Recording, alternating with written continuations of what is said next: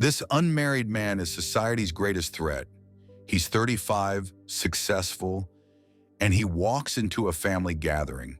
He's got his life together, career thriving, bank account healthy, friends who respect him.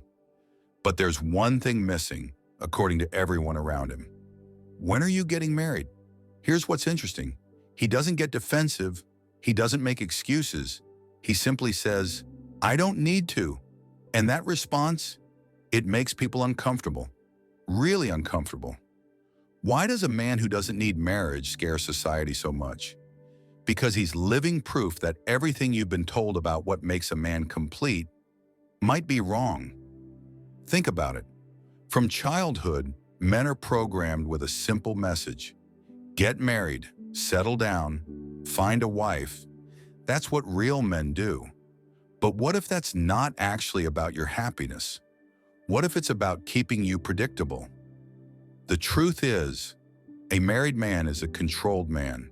He's got responsibilities, bills to pay, a family to provide for. He can't just quit his job and travel the world. He can't take risks. He stays in line. But the unmarried man who truly doesn't need marriage, he's dangerous. Not because he hates women or relationships, but because he's free. And freedom is contagious.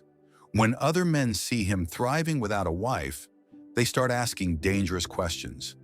Do I really need this? Am I married because I want to be, or because I was told I should be? The famous philosopher Friedrich Nietzsche talked about people who create their own rules instead of following society's rules. He called them the overman. They don't need approval from others to feel valuable.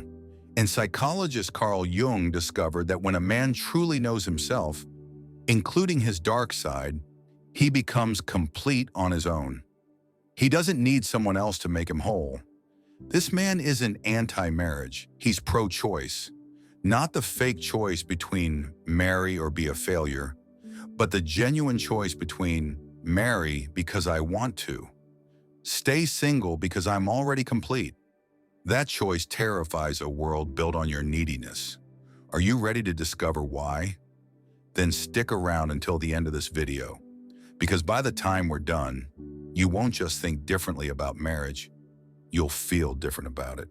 Maybe even in a way that changes how you live your life from this point forward. Here's something that will blow your mind. You've been programmed to believe you're broken. Think about it. Since you were a kid, what message did you hear over and over? You need to find your other half. You're not complete without someone. A real man settles down. But what if I told you this is exactly what they want you to believe? Nietzsche called this slave morality, the idea that you're inherently deficient and need external validation to be whole. It's genius, really. If you believe you're incomplete, you'll spend your entire life trying to fill that void. And guess what? A man desperately seeking completion is a man who can be controlled.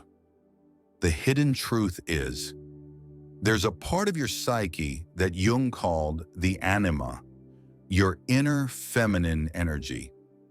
Society teaches you to project this onto women instead of developing it yourself. Why? Because when you integrate this part of yourself, you become psychologically complete. You don't need anyone else to make you whole. The man who discovers this becomes dangerous. Not violently dangerous, psychologically dangerous.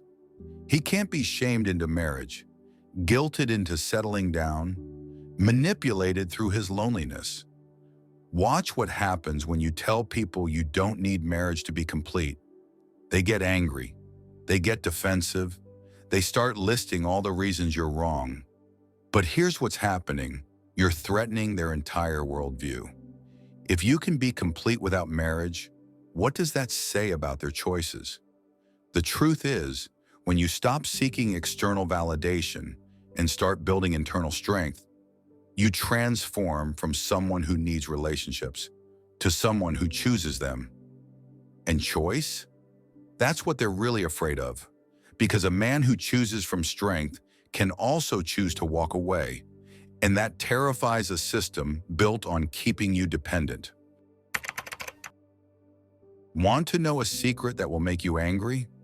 Your feelings of incompleteness aren't natural. They're manufactured. There's a massive industry worth billions that depends on you feeling inadequate without a wife. The wedding industry alone is worth $300 billion globally, but it goes deeper than that. Real estate companies target couples because they spend more. Insurance companies create family plans because married men buy more coverage. The entire consumer economy is built around the idea that you need to provide for someone else. But here's what's crazy. The man who doesn't need marriage sees right through this manipulation. He realizes that most of his spending was driven by the need to prove he was provider material. The fancy car, the bigger apartment, the expensive restaurants, all of it was performance, not genuine desire.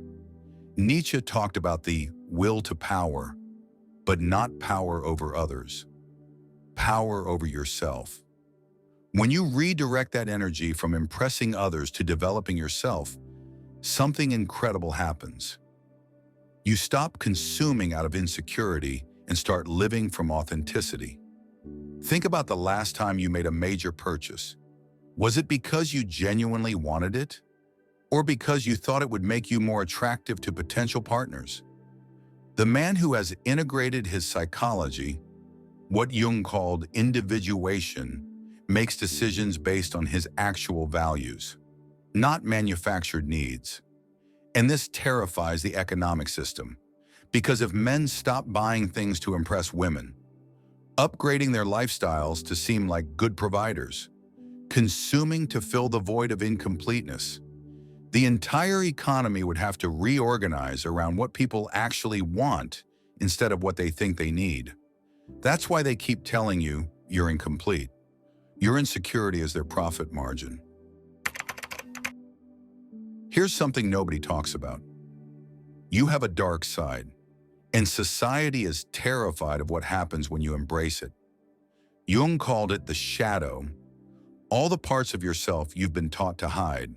Your selfishness, your independence, your refusal to conform, your desire to put yourself first. Most men spend their entire lives running from these aspects of themselves. They get married partly to prove they're good guys who can sacrifice for others. But what if I told you that embracing your shadow is the key to becoming complete?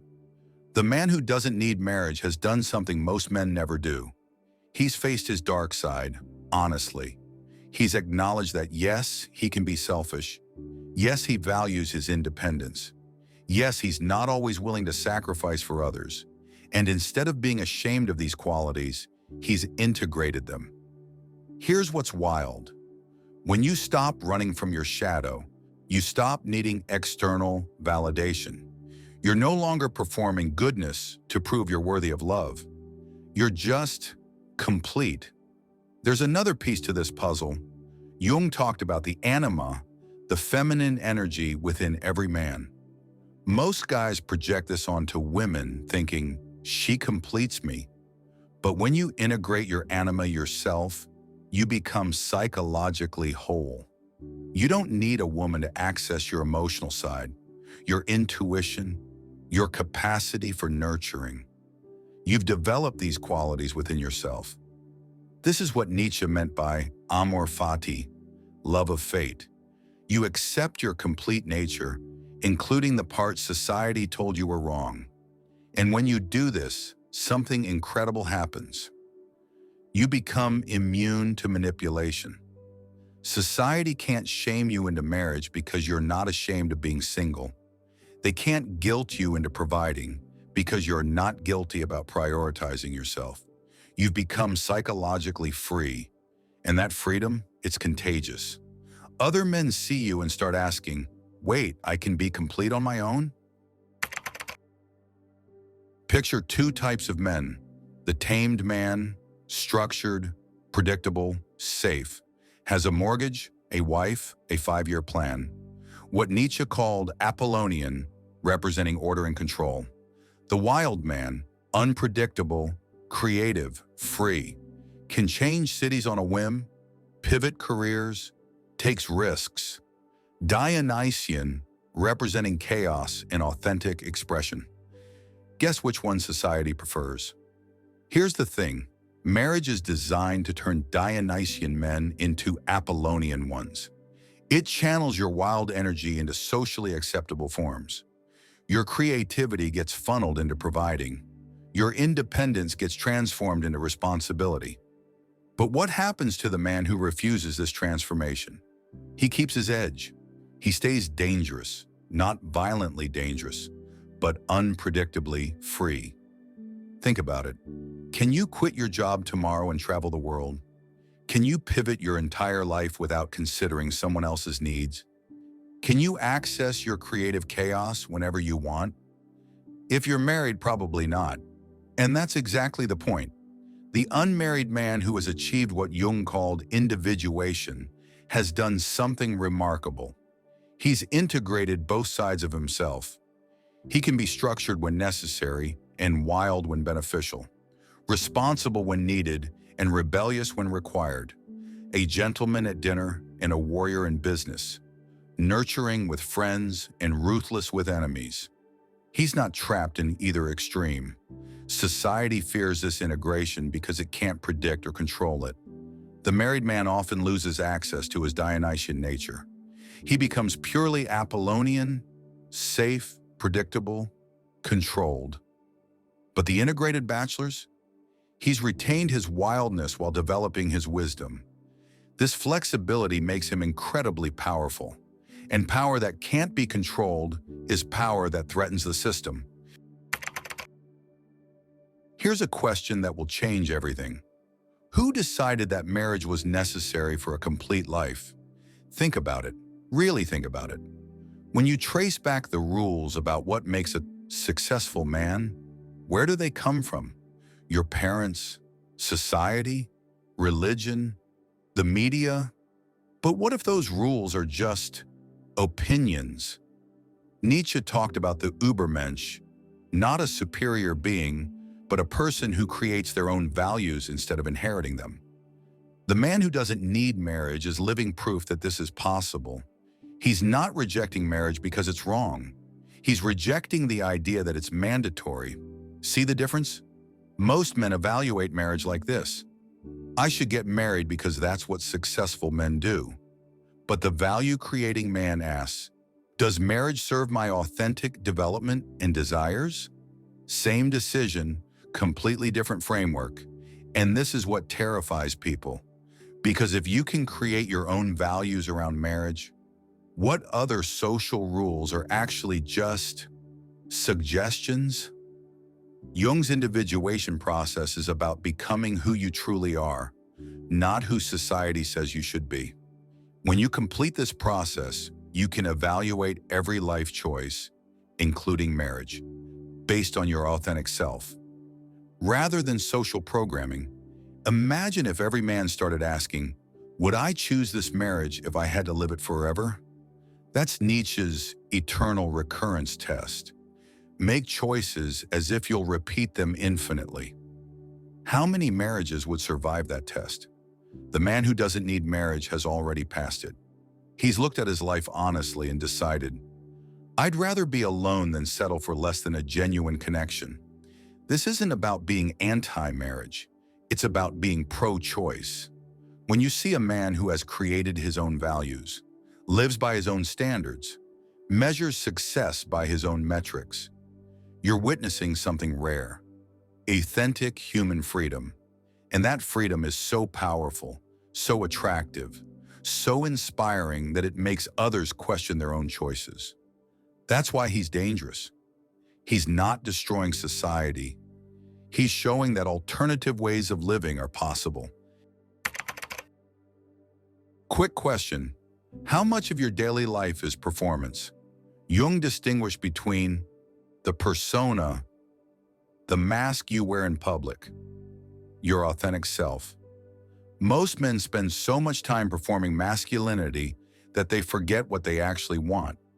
The persona of masculinity says, real men get married, real men provide, real men sacrifice for others. But what if your authentic self wants something different? Here's what's fascinating. The man who doesn't need marriage has done the inner work to distinguish between these two aspects of himself.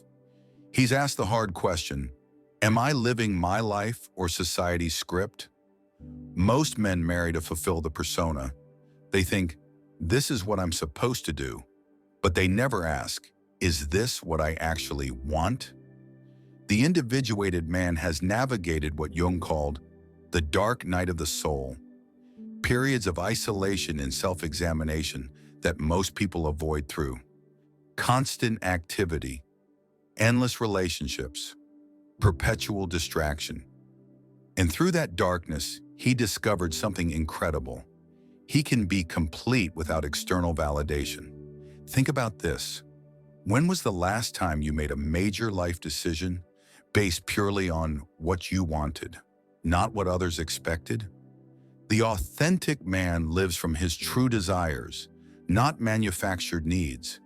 He might choose marriage, but from strength, not weakness. Wholeness, not neediness. Everything you were taught about how life works is falling apart. Nietzsche predicted this when he declared, God is dead. He wasn't talking about religion. He was talking about the collapse of traditional authority structures that once told people how to live. And nowhere is this more obvious than in marriage. Your grandfather got married because he had to. Social pressure, economic necessity, religious obligation. The choice was made for him, but you're living in the first generation that can truly choose. And that terrifies society. Think about it. When marriage becomes optional instead of mandatory, choice instead of necessity, when men can thrive without wives, everything changes. The social order has to reorganize around completely new assumptions. Jung talked about the collective unconscious, deep patterns that make certain behaviors feel inevitable. The archetypal patterns that once made marriage feel like destiny are dissolving. The man who doesn't need marriage is pioneering new patterns. He's showing that life can be meaningful without traditional validation. But here's what's really happening. The death of God in relationships doesn't mean the death of love. It means the birth of conscious choice. When you're no longer driven by unconscious compulsions, scripts written by previous generations, social programming, you can create relationships that were impossible under the old system. Relationships based on mutual growth instead of mutual dependency. Connections based on conscious choice instead of social obligation.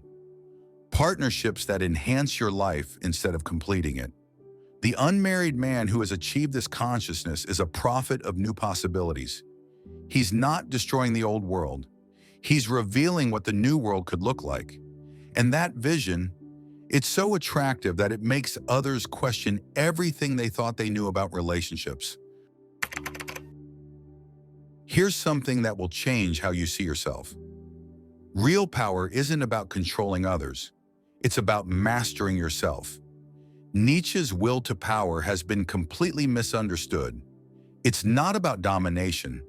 It's about becoming who you truly are, expressing your authentic nature, creating your own values. The man who doesn't need marriage has discovered this power within himself. Think about it. What's stronger? Needing someone to complete you or being complete in yourself?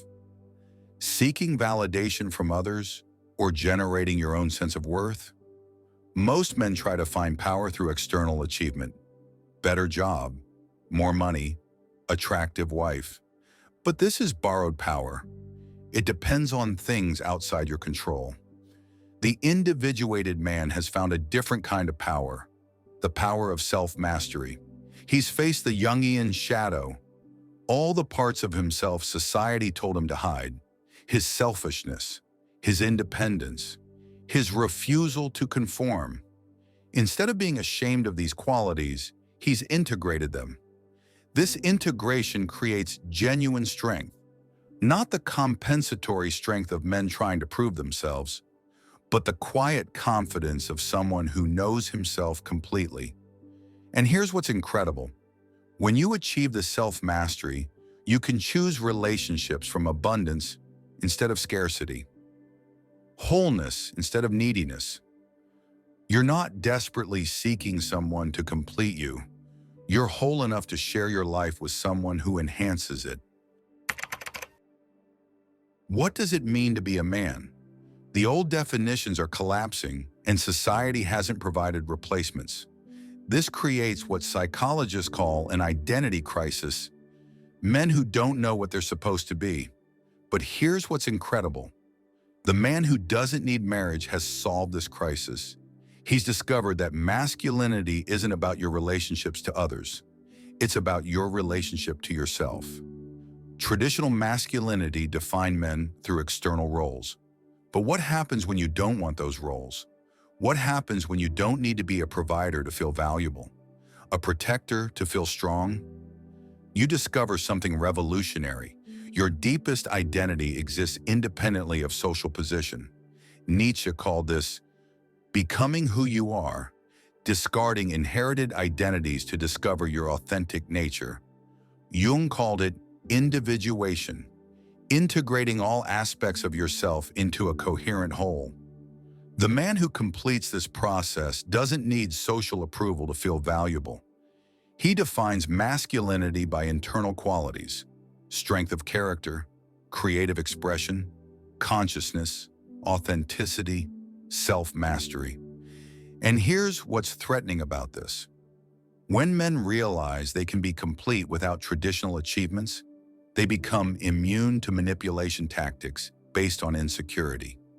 And this new masculine identity doesn't reject relationships, it transforms them. The unmarried man who has achieved this transformation serves as a model for others struggling with identity questions. He proves that traditional masculine crises can be resolved through inner work, not external acquisition; self-knowledge, not social validation; authenticity, not performance. And once you see this possibility, you realize the question isn't, what kind of man should I be? It's, what kind of man am I already? Here's the moment of truth. After everything you've learned, after seeing how society manipulates your choices, after understanding the difference between authentic desire and social programming, what are you going to do? The man who doesn't need marriage represents more than a personal choice. He's a living question that challenges everyone around him. Are you married because you genuinely want to be, or because society expects it? Are you seeking partnership from strength or from neediness? Are you choosing your life or living society's script? These aren't comfortable questions, but they're necessary ones. The individuated man has developed Nietzsche's ideology, the courage to be yourself, the willingness to live according to authentic values rather than inherited expectations. His authenticity doesn't require you to make the same choices, but it challenges you to make conscious choices instead of unconscious ones. He shows that marriage can be chosen from strength, not weakness; wholeness, not neediness; freedom, not obligation. And here's what's powerful. When men begin examining their motivations, questioning their needs, discovering their capacity for completeness, things start to change, not just for them, but for everyone. Because authentic choice creates authentic relationships. Conscious men create conscious partnerships. Whole individuals create healthy connections. The man who doesn't need marriage is dangerous not because he destroys society, but because he reveals society's dependence on inauthentic choices. His freedom calls others to examine their own lives, distinguish between genuine desires and social programming, and choose partnership from strength rather than weakness. And that examination, it could transform the entire landscape of human relationships, creating new possibilities for authentic connection based on conscious choice rather than unconscious compulsion. Authentic desire rather than social programming. Individual sovereignty rather than collective dependency. The question is, are you brave enough to find out who you really are? Your time is limited. Your choices are yours to make. The question isn't whether you should or shouldn't marry. It's whether you're choosing from your authentic self or from society's script. The man who doesn't need marriage has already made his choice. What's yours?